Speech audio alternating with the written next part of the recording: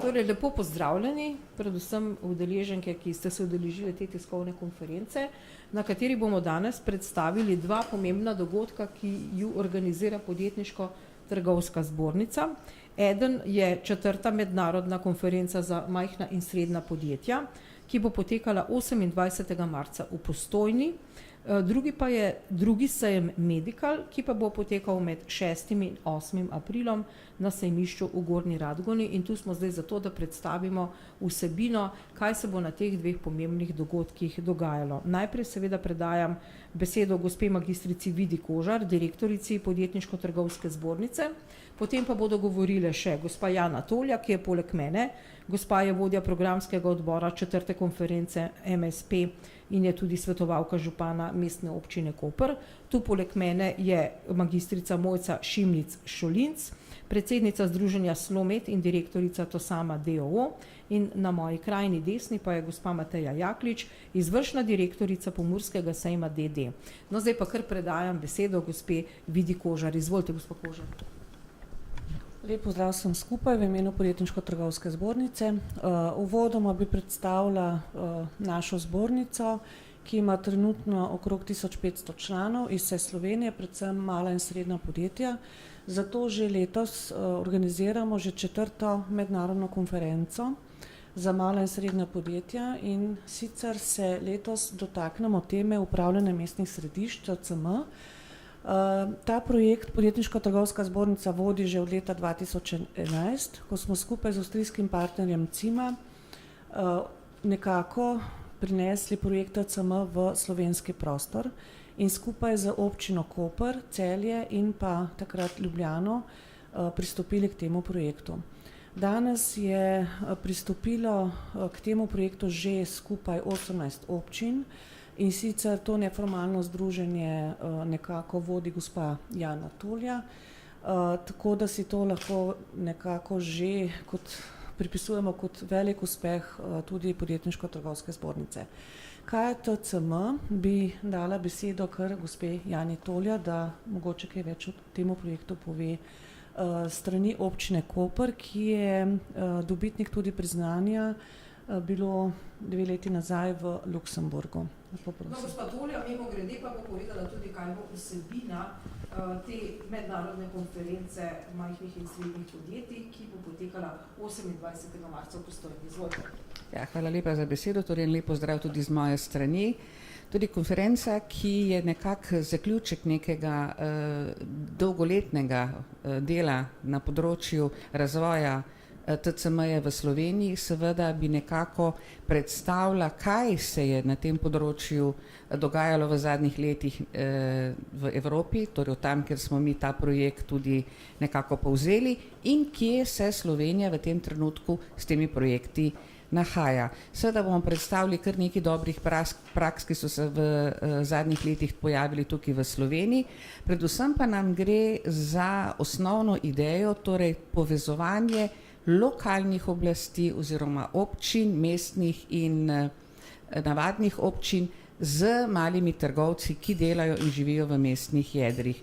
Gre predvsem za ta sinergijski učinek oziroma za neko skupno delovanje na področju upravljanja mestnih središč, na kakšen način naj bi se mesta razvijala, kako lahko lokalna oblast pri teh zadevah pomaga in kaj pravzaprav majhni trgovci, torej majhna in srednja podjetja tudi pričakujejo od lokalne oblasti.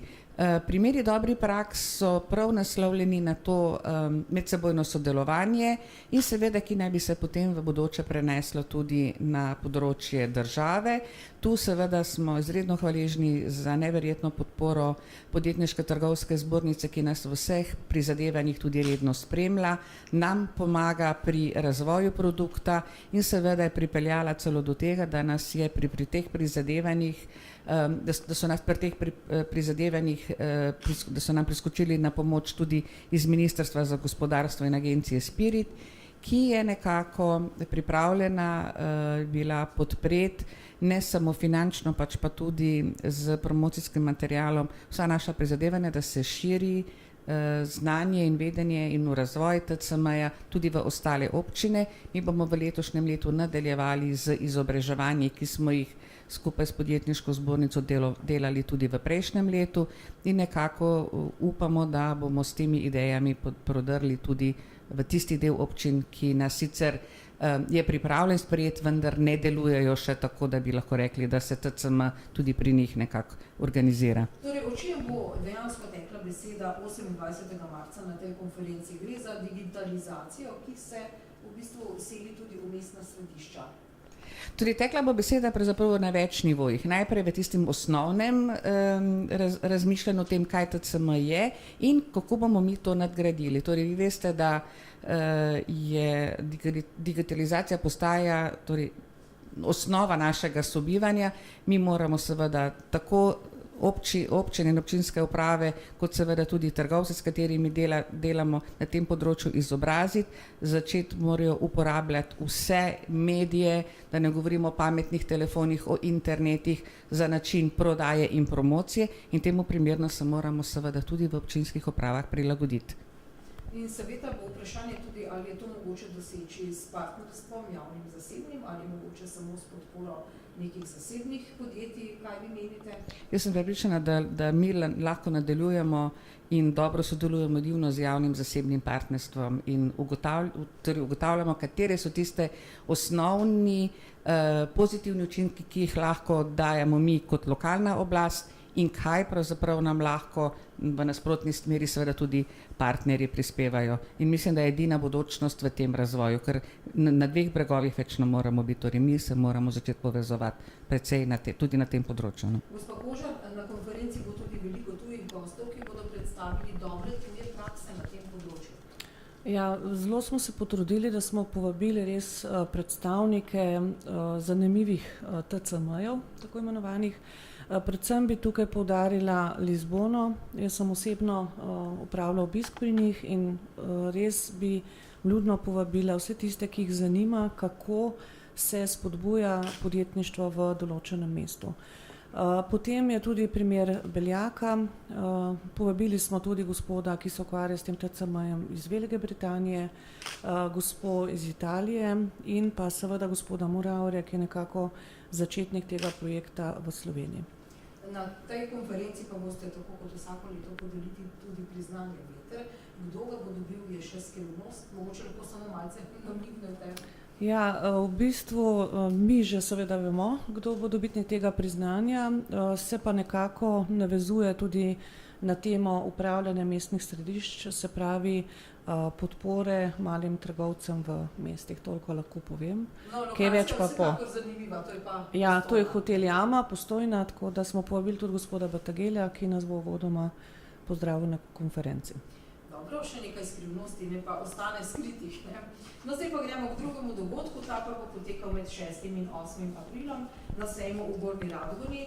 Najprej bo gospa Mateja Jaklič, izvršna direktorica Pomurskega sejma DD, povedala, kako se je ta sejem, ki bo zdaj pravzaprav drugič sejem Medical prijel. Kakšni so bili odzivi lani, zakaj spet sejem, kaj pričakujete letos?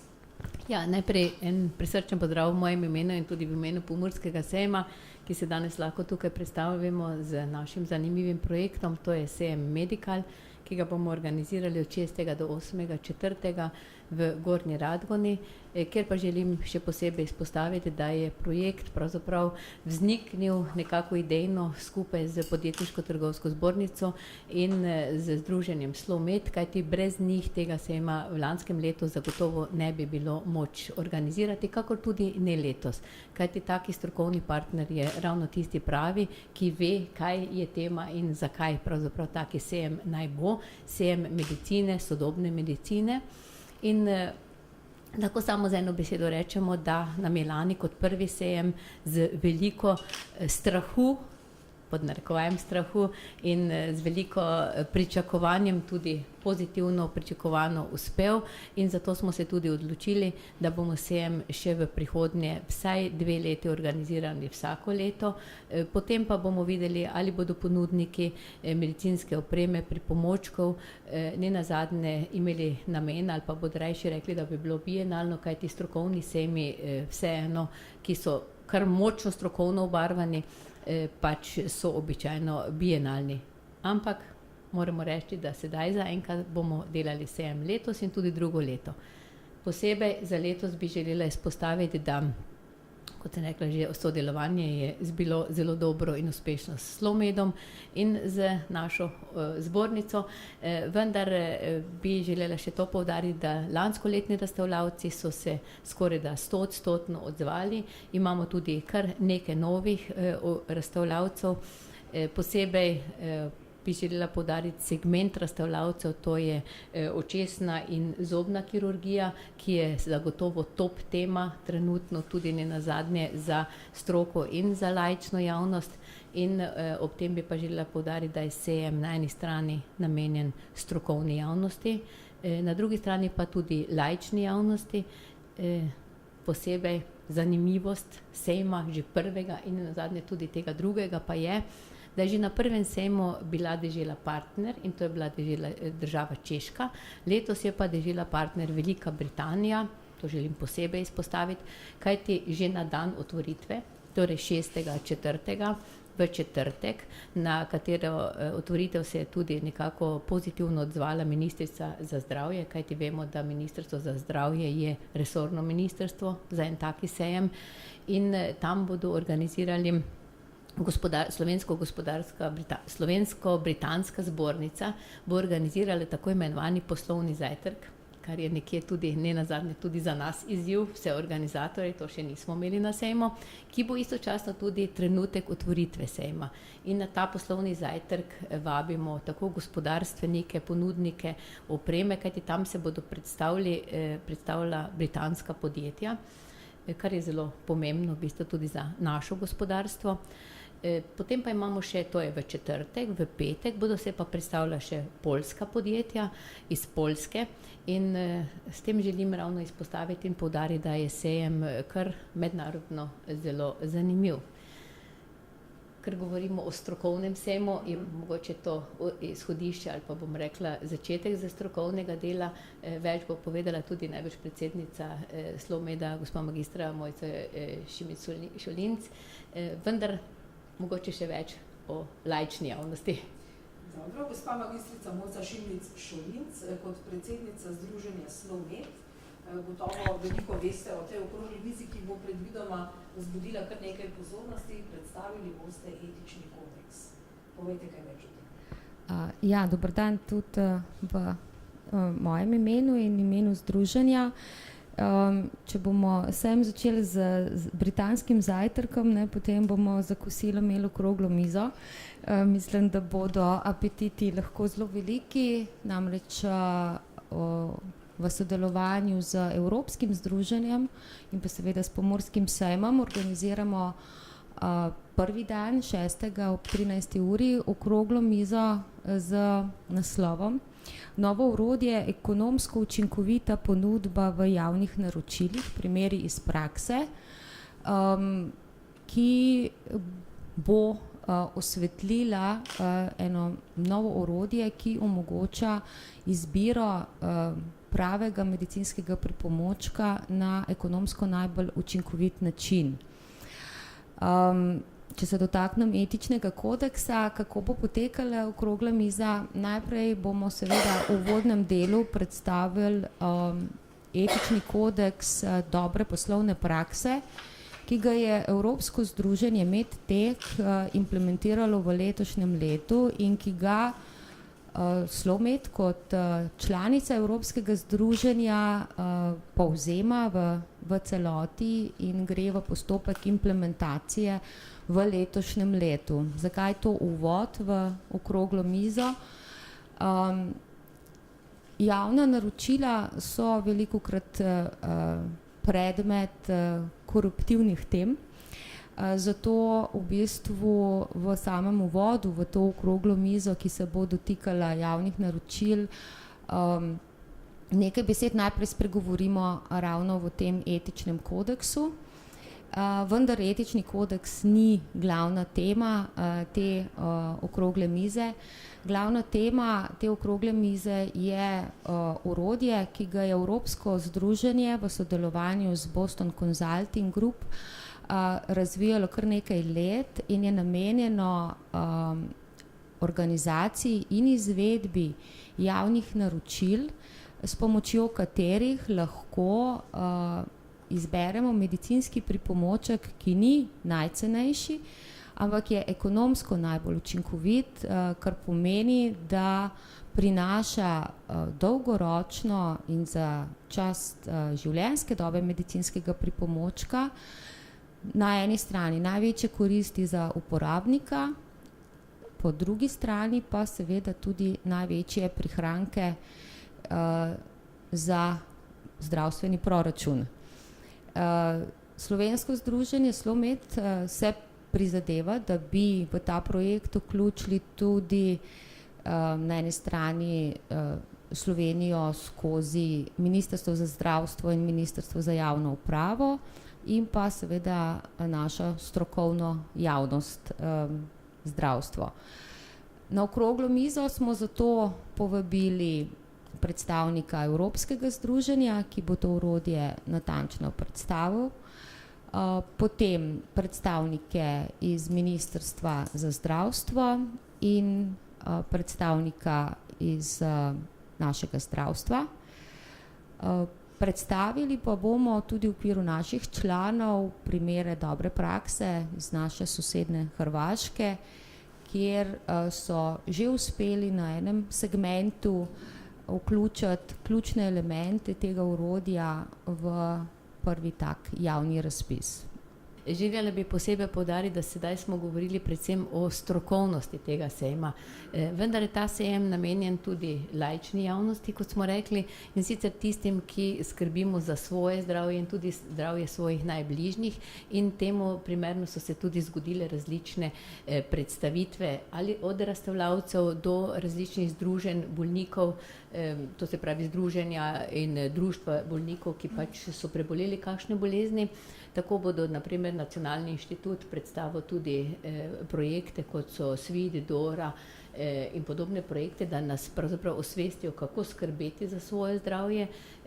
Lahko bomo si izmerili brezplačno od krvnega pritiska do sladkorja, krvnega sladkorja, potem svetovali nam bojo, kako imamo kostno gostoto, mislim, če smo že na fazi osteoporoze ali ne, ne gre to samo za ženske, tudi za moške, in veliko takšnih merjenj in svetovanj bo pripravljenih, tako da je v bistvu ta sejem namenjen tudi v veliki meri široki javnosti in temu primerno smo tudi povabili res zelo velik krog obiskovalcev z neposredno pošto, z različnimi drugimi pristopi informiranja.